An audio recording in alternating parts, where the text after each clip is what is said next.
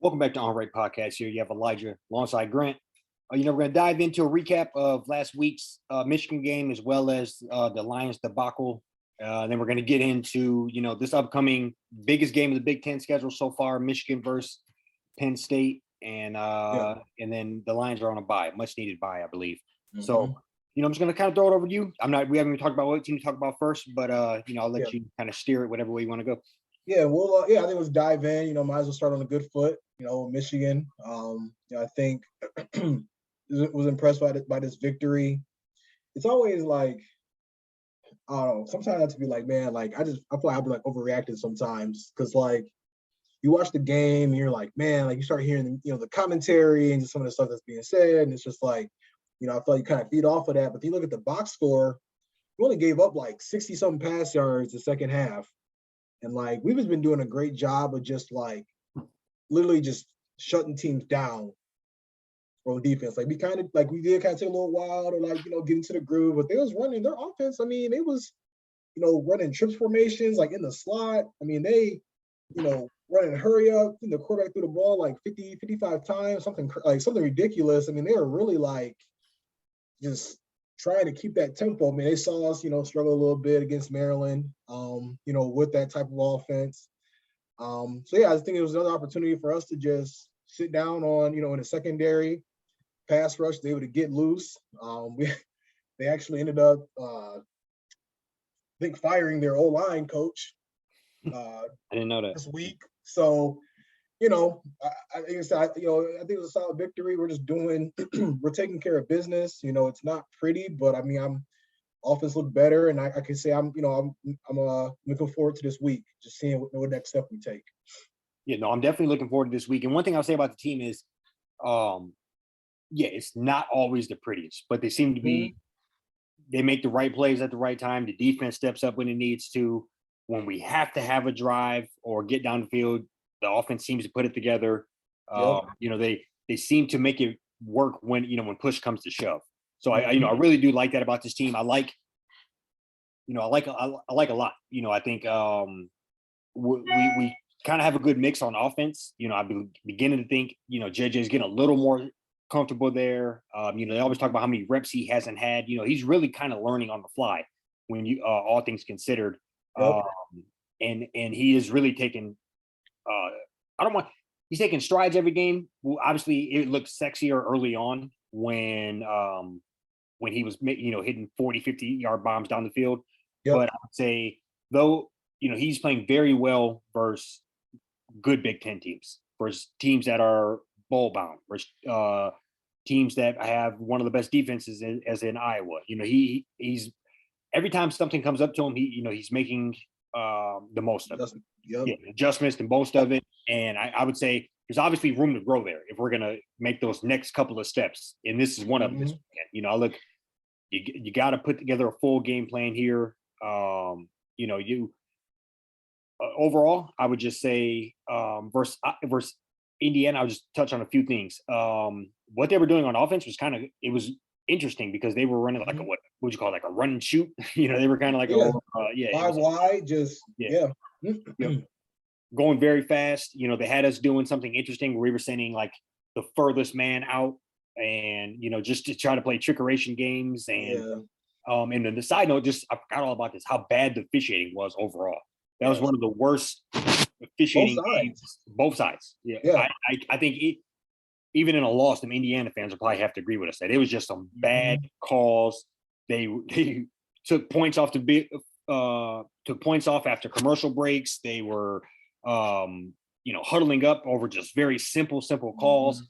I thought that was timeline warnings. I'm just not sure what that whole thing was. It was very very odd in general. Right. And you can hardly ever see sideline warnings called like that's right. Yeah. No, I completely agree. So I just think, and I think the one, sideline. I think I don't know. I don't want to misspeak, but I believe it was even something weird, like they were reviewing a play or something. Like it wasn't daring. Anyways. Overall, I thought that's really stood out to me, just how odd those reps were. But big game coming up here. At the big house, you got to take care of business. I believe they have Clifford, he's like a 6-year senior, a guy he's been playing since we had, Shea Patterson. So it's just one of them, seasoned team, and it's Penn State's always a tricky team, but I really do. I like what we got going on, and I'm excited about it. Yeah, no, I agree with you. And just to touch too on JJ, like I watched the interview of him this week, and I watched the interview with him this week. It's like Apple Watch going off.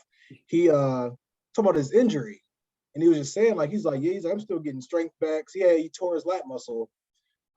So just that kind of made me kind of like step back and be like, all right, like I know we getting on about the deep ball, but this man really the reps is minimal in like a lot of these situations, and but I do also think too, and like I'm not going. I've kind of been reading people saying this, and it kind of just reminded me of like how Harbaugh kind of operates and how there's always like a method to his madness, just like with the offense. It's been looking like pretty kind of vanilla here and there, and and we kind of been waiting for them to just like open things up. And I mean, I would be surprised if we just kind of see some pretty crazy stuff going on. Hopefully nothing that we put ourselves in bad spots, but I think play action. They've been really just going up there and just saying like, this is what we're doing, stop it. And they've been successful, very successful with just doing the bare minimum.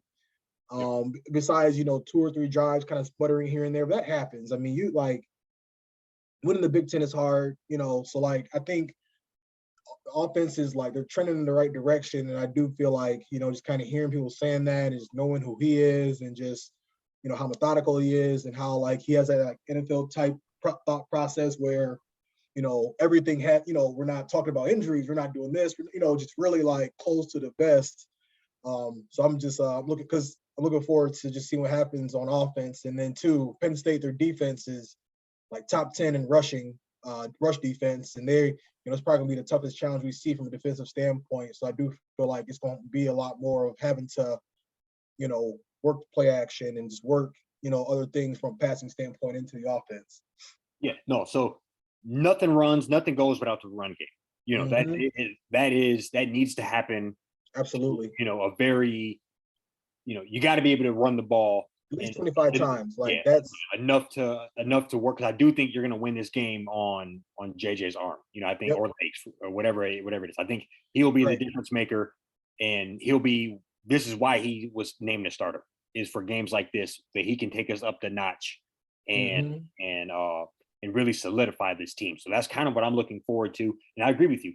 You texted me during the game about some of the just things you were noticing, or the as far as them every time they're in motion, they're running the ball and things. And I don't think, and I do think. Sorry, what I meant to say is I do think there is some of, like you said, this is what we want to do and you can't stop it. Yep. I do think there is some of that, but also Harbaugh is playing that chess game, and he'll throw something out there this week just to make you think about it. And just them linebackers watching film or whatever the case may be, they might. I think there's a little bit of both. I think maybe they're on a bye week, so they're just watching the game. So it's like stuff you don't think about. I didn't think about at first. Yeah, 100%. So I just think they're gonna do. That's what we want to do, is what I'm trying to say. And I think there is a little bit of the just try to stop us. But when a team like Penn State, you can't run your head into the wall. You name JJ a starter for this type of reason, and he's playing very well. And I do think it's time for some of those deep balls to hit. But also, he is just, he's looking like a real quarterback there. There's a few times where maybe he could have put it in a better placement where a guy could have kept running a few times. But overall, he's doing pretty much about everything you can ask, especially considering he's not doing the craziness that we've seen in like a Maryland game. Right. And just a complete side note, back to the Indiana game, I would think there was would have been like a 97, 98, maybe I'm probably tripping. No, probably like a 94-yard touchdown that was dropped by, I think it was Roman Wilson. Just something, those little things like that, this is the type of game where those all have to come together. Yeah, we got to have a perfect game. I think it's interesting because, like, we're always, we already know we're already being compared with. Like, it's literally, Ohio State.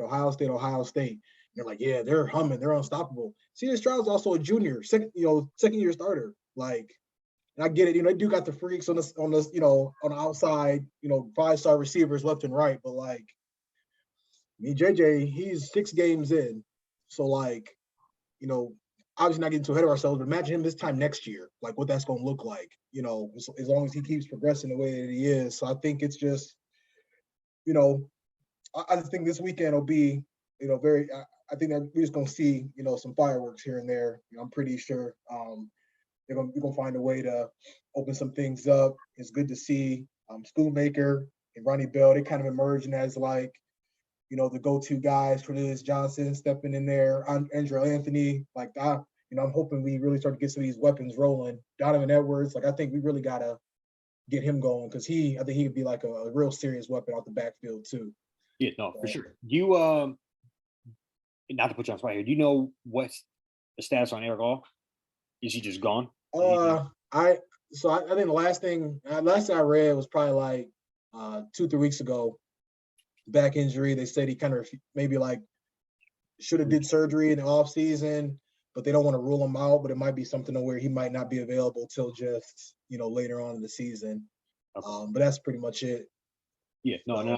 I think Shoemaker is a good tight end, very solid. Obviously, he's proven that. I just think, if we had a combination of them two, that would have been beautiful. That's something too. I'm sure we had more, in the playbook, but we watch all go 60-some yards, 50-some yards against Penn State last year. So it's sure we had some stuff waiting for him, but I'm glad Schoonmaker's just stepping in. Freshman Loveland stepping in. The other guy, Breeden, I think, number 82. Like this has been a nice little group effort on that side too. Sure, and I think last year, we watched that game together down in Mexico. But I think last year it was that was kind of like, I think that was coming off of the Michigan State loss. Maybe there was a week in between, but I think that was a game where it's kind of we got the season jump started. Yep. And this could be something where we do that this year where, this is not to overlook State or not to overlook whoever else, but this is one major hurdle. Statement game. Take care of business for a couple of weeks, and then who we're playing. I think that's kind of how we got to go look at this. These guys are going to try to prevent you from getting our job done. Along, this is a war. This is a battle we have to get past to make it to the real war at the end of the season. And I think that's something that I can't reiterate enough. But I feel good about it. I feel. Me too. I think we've played some tough teams the last 2 weeks. Especially the Iowa game. That's a tough place to go win. Giant killer. Easily JJ could have shit the bed in that game, or Blake Horn or whoever else for that matter. And they didn't. And then they followed up with was really, it was 31-10 is a solid game, but one play away from being 38-10. Threw a pick in the end zone. It happened. I'm not mad about that play. That's going to be a touchdown, 8-9 times out of 10. So really close to it, like a 38-10 game. You can kind of imagine if one thing goes our way, but even a 31-10 game, I feel like we're rolling. And I think even for me, it's like the worry about the offense is kind of going down because that defense is starting to just really turn into the anchor. Me, I was talking about the pass rush all off season long. Just that's something I really felt like we needed to just like really address, and it's getting better by the week. Mike Morris, I think he leading the Big Ten in sacks now. Yabi Oki, he's looking like the top 5 All-American he was as a freshman, going to Bama. One thing I didn't know that he initially tried to transfer to Michigan before Bama or after he left Bama, but like I guess he felt like he wasn't ready or something. But that's just something I read the other day. I thought was pretty interesting. Seen Hutch and Ajabo on that depth. Yeah, probably was like, well, might. but yeah, things worked out. He still, he obviously still showed up. But you're just seeing a group effort. This freshman out there is one play where one of the last sacks of the game, like 4 or 5 minutes left. Derek Moore, 4-star All-American, got the sack, but you also had 2 freshmen inside, Kenneth Grant and Mason Graham, also providing that pressure. So it's just, you're seeing like the contribution is everywhere. And I saw a stat, I don't remember, I should have wrote it down, but I think at this point last year we only had 14 sacks as a team. And I think now at this point we have 22. So I more think production overall. Yeah. Right. I mean, I think, probably a good chunk of those came from the first 3 games of the season, but I mean, it's still, you got guys peaking at the right time. And it's looking like it's going to be Mike Morris and the Abioki kind of like holding it down. And you got guys you can work in that are just as good. Secondary really holding things down a little bit. Turner was a little shaky, but all this past weekend. But I like Turner though. I do. I think he's good. Yeah, I do too. And like I said, 60 pass yards, I think, something like that in the second half. Like they literally, it was 3 and out, 3 and out, 3 and out, like sack. Like it was making it real ugly for Indiana towards the end of the game. No, for sure. It was good. Good game to watch, especially that second half, and they started clinching down. So no.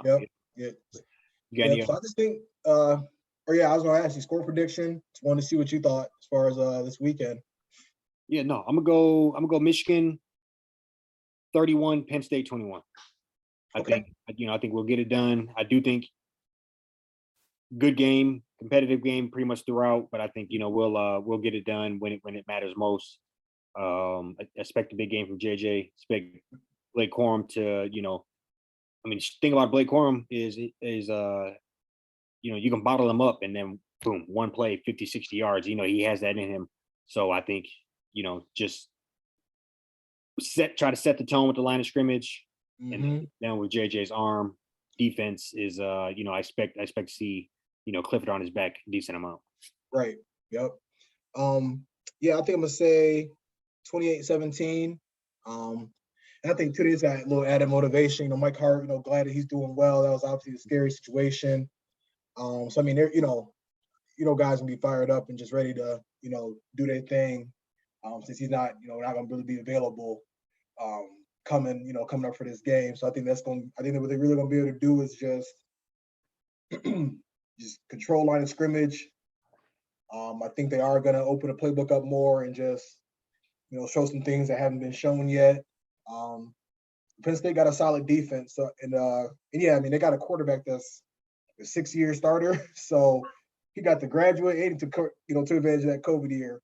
Yeah. So they, Penn State, we haven't really talked a whole lot about them. I don't really know too much about them, to be honest with you, but, they always, whenever you got a guy like, that's been there that long and been like a 3-4 year starter, I mean, these environments don't really like rattle them, but I do feel like it's going to be, you got the Mays out, Michael Phelps, like honorary captain, all this stuff going on. So, I hope we don't like sleepwalk in there with everything going on. And, take this team seriously. And I think this is where the party really gets started, in my opinion.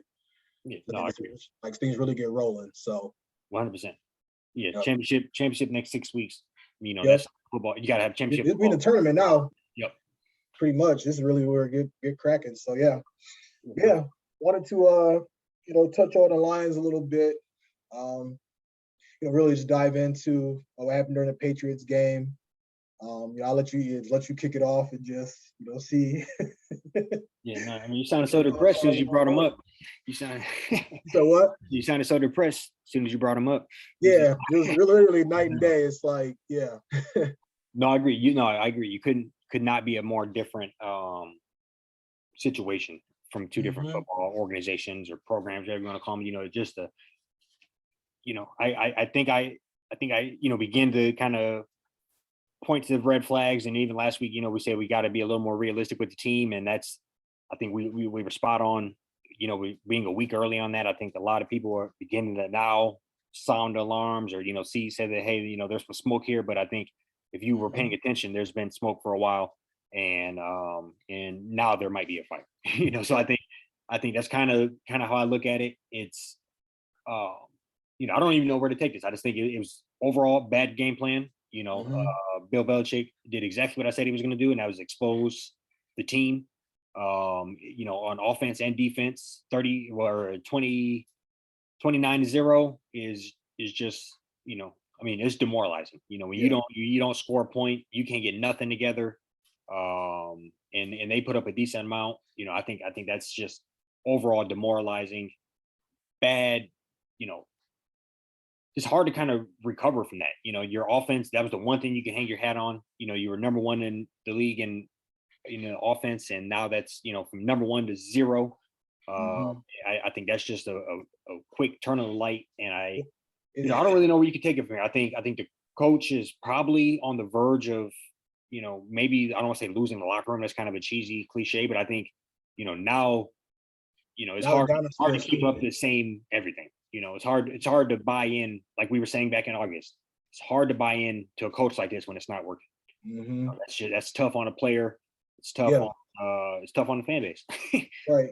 And I even say too, man, I mean, number one offense, like rah, but like how many points did we score in the second half of that Seahawks game when we was down, 2 touchdowns? How many points did we score in the second half of that Eagles game when we were down, coming from behind? Like we're just getting hit in the face, and like we're running against prevent. This is how I feel. Like I feel like we're horrible starts, and then we're just playing like the defense looks like they're, they know we got to pass, but they're just making sure stuff don't get behind them. And I give Goff credit. He's doing his thing, getting the ball out. He's playing a lot better this year. I mean, I think he had a lot to prove, but I don't know, man. I just think overall, like that was a very, very bad loss. And I literally, like, I was telling somebody, all they're gonna do is run the ball, and if we can't beat the third string quarterback, like, shame on us. And I just think it's, and obviously, I mean, it's Bill Belichick, right? Best coach of all time. But I just think it's got to a point to where, like, you're going for it on 4th and 9 in the first quarter. Yep. Like, you went for it on 4th down 6 times and didn't get it once.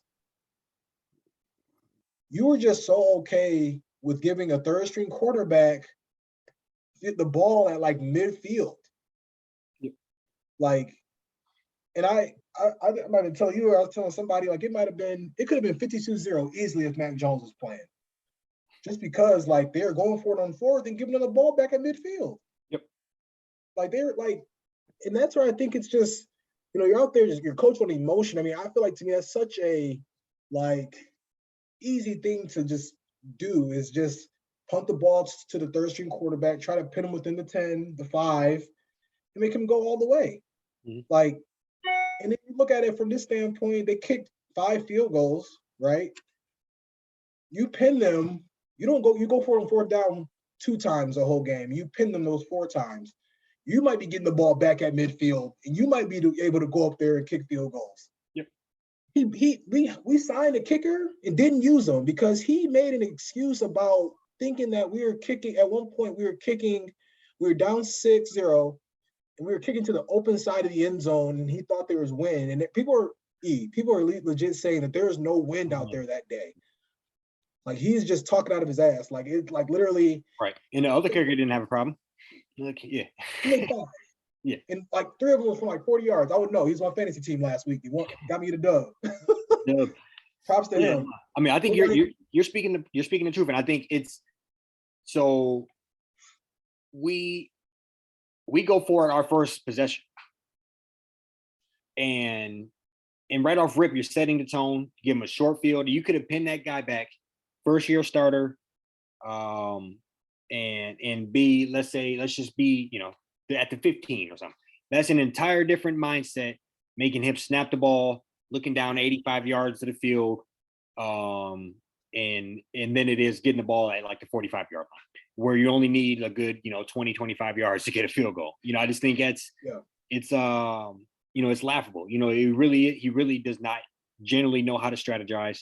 Generally, he does not know risk management and when you should try to pin a guy back. And I mean, you also have the worst defense in the league. Why are you giving people short fields? I mean, that is literally not rocket science.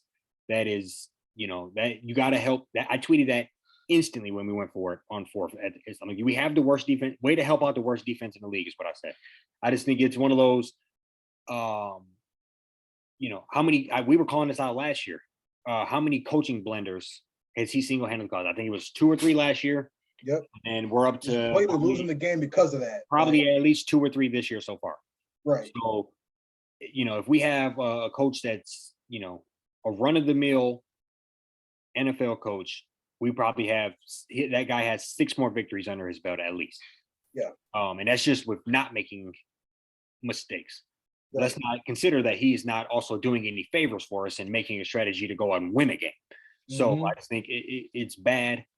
And I'll be honest, I don't see. I think we're gonna ride it out with him. I think we're gonna ride it out with him. I don't think we should. I think it's on that Matt Rule timeline, in my opinion. Now, like I think like that, the seat is like hot now. Like I think there was some you got to imagine there's some conversations being had after that. Like, I mean, going for it on 4th, 6 times, signing a kicker and not using him against a third string quarterback.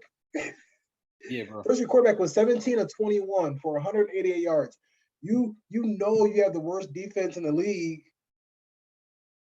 and you decide to not punt the ball. Like, know it. Like you literally are just like, and then even on top of that, and we can't really play the injury game because everybody has injury issues in the NFL, but you're watching your team. Like you literally watch your team, like people are getting hurt. So you're not even really thinking about, in my opinion, you're not really thinking about the team at that point. Like you're just like, it's all pure emotion. You're not thinking. You're irritated. Oh man, well, 4th and 4. All right, let's keep them on their heels. Like now it's like, you're not even surprising nobody no more. Yeah. People are shocked if you punt now. No, I agree. I don't know. It is inexcusable. He should not have a job. But I also think, I just think they're in, more or less, for lack of a better term, they're in bed with him. I think it's one of those like they're invested in him winning. Yep. They're invested in this, and we're gonna ride it to it. I mean, I think we probably would have to not win another game, or maybe he would have to have at or less wins than he did last year for it to be a possibility for me. If he can get to 3, I think it's safe. I think he's safe for another year. And and that should not be acceptable. But I think it's just, if he gets back to that, which I think realistically, we haven't played Green Bay yet. We ain't played. That's 2 losses. And now the New York teams, they look good. So like, you really wasted opportunities. Yep. Yeah, 100%. So I really think we're looking at, maybe another 2 wins here.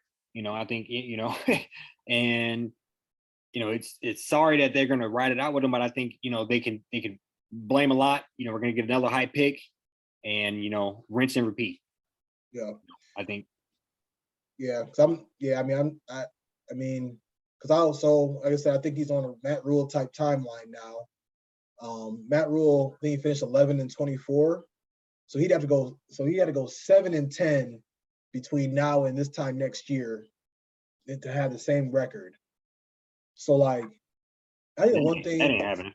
Yeah, so like think about that right there, and I think that gets me is back to these teams like the Giants.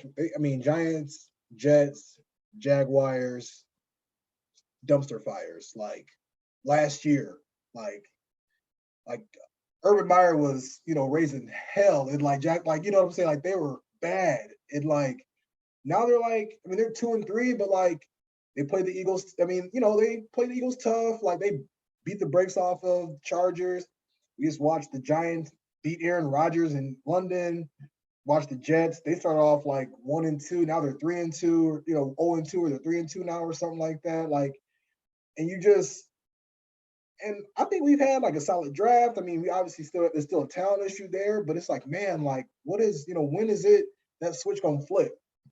Like when is it gonna stop with all the talking and you just like making a scene that, I don't know. It's like I can't, you can't continue to just like show all this emotion without action. And I think people gonna be like, well, they're fighting though. Like that's just like, when is that? I guess my question to people would be like, when is that gonna run out? When is that no longer enough as a fan? You know what I'm saying? Like, when is that? Like, when do you want more than as a fan? Like hearing people say like, he could lose the rest of his games. That's going to be my coach. Like, why? Why would you want that?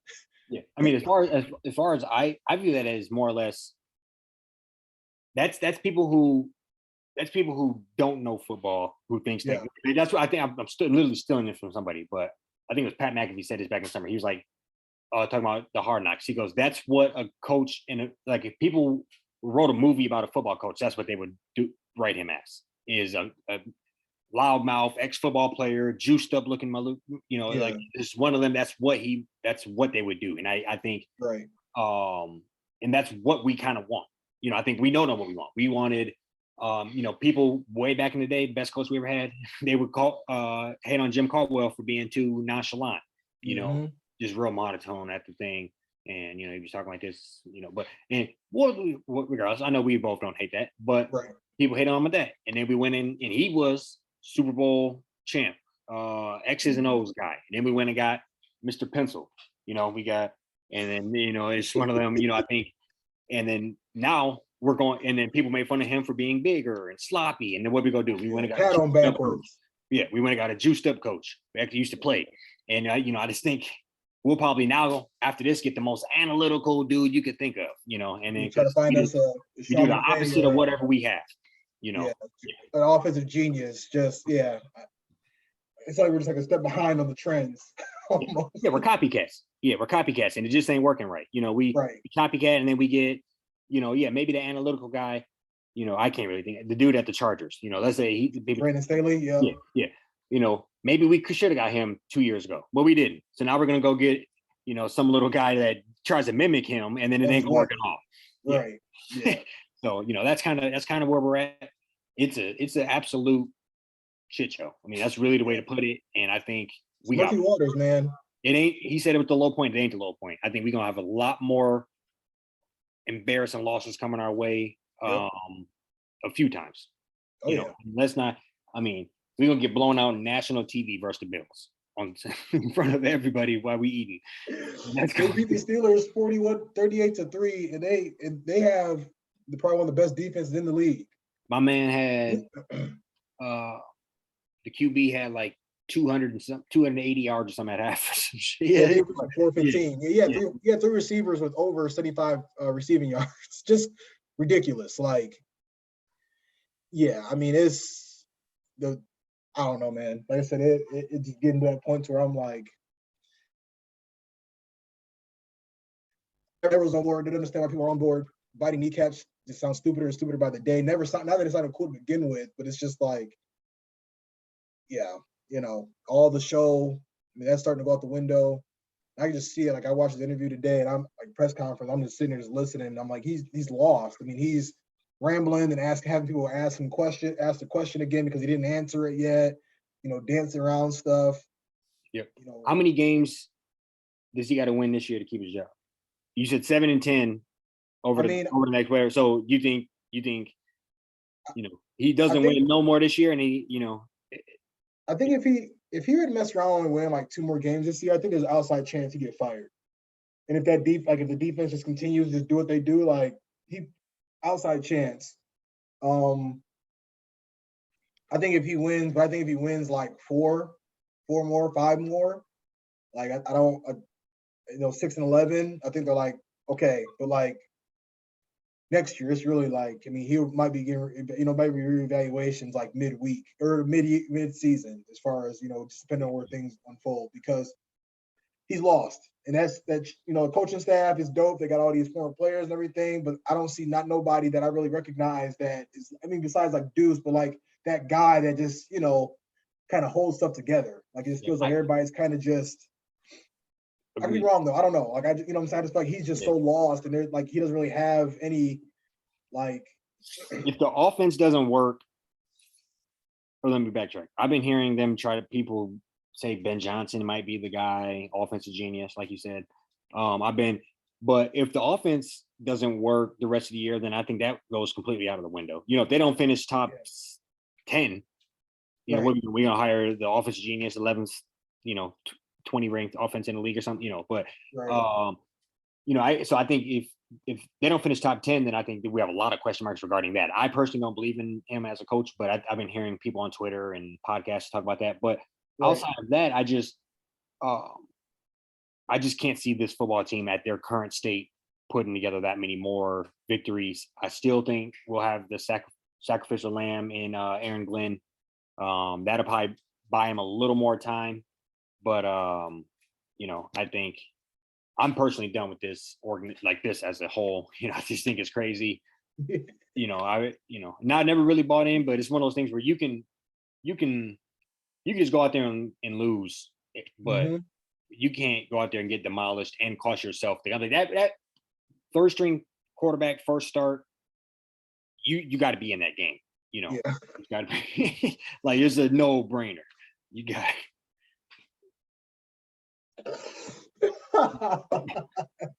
That's facts, man. Like I was floored. I couldn't believe what I was seeing. I really couldn't. Like, I'm like, this dude, he's third string. We're giving him the ball at midfield. Yeah. He completes 2 passes. They go 3 and out. They kick a field goal. Like, it's like they kick 5 field goals. Like, you're probably like, they really ain't about to do this, are they? They're really about to give us the ball. Like, and then 4th and 9 in the first. My man's out there playing Madden. Going for it on 4th and 9. People don't even do that on Madden in the first quarter. Like, that's how insane that is. I would have punted it in 7th grade if we were playing Madden. It makes sense. Yeah, like, no, I agree. No, I agree, and put him in a very, very bad predicament. But I mean, that's back to what we said. Golf for going back to Lamine, going back to what he is, coughing it up. I still don't even know what exactly he did to fumble it. That's a whole nother story. But either way, he doesn't fumble. He gets sacked there. Okay, it's not a scoop and score. They get the ball on the 40 and score 5 plays later. So I think either way, it was a loss. That just doesn't make sense. It doesn't. I really don't know, man. I'm baffled by that. It's it's just day one type shit, and I don't know. It's just proving like you really can't come back from this. But, I really don't. You just gotta hope. Who we play right after the bye? Cowboys. No, that's another loss. So. Yeah. Either way, Dak or Cooper Rush, they'll both light us up.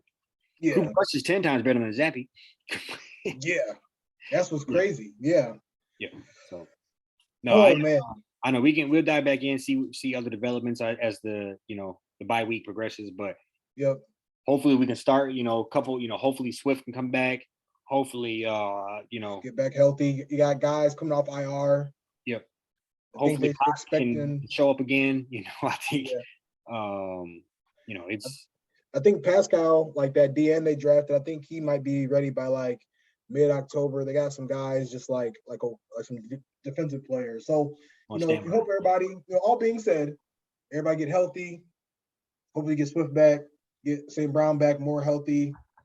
Everybody rest up to get some guys off the, IR that come in and contribute, and we'll see what happens. No, I agree. And getting all those players back, much better shape. Yep. But if your coach is actively working against you, it doesn't matter who you got on the field. It isn't. Yeah, that's a fact. That's a fact. You got anything else for the people? That's all. We just got to worry about one team this week. Go Blue. Go Blue. We'll be back with an episode coming out Monday. Talk about the game. Peace.